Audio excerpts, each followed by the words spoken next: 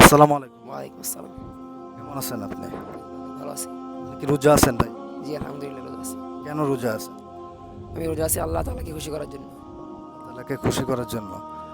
আপনাকে যদি আমি আ ১,০০০ টাকা দিই, আপনি কি রোজাটা ভাঙবেন? কোনো প্রশ্নই আসে না।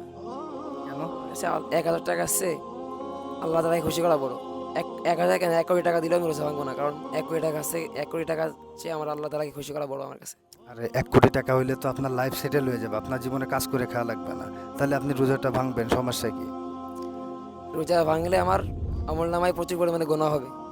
আর আল্লাহ তাআলাকে খুশি করলে আল্লাহ চাইতো সব গুনাহ মাফও করে দিতে পারে এবং জান্নাতেও নিতে পারে। এজন্য আল্লাহ তাআলাকে খুশি করার জন্য আমি রোজা রাখছি এবং আচ্ছা, রোজা রাখলে কি পুরস্কার দেয় আল্লাহ?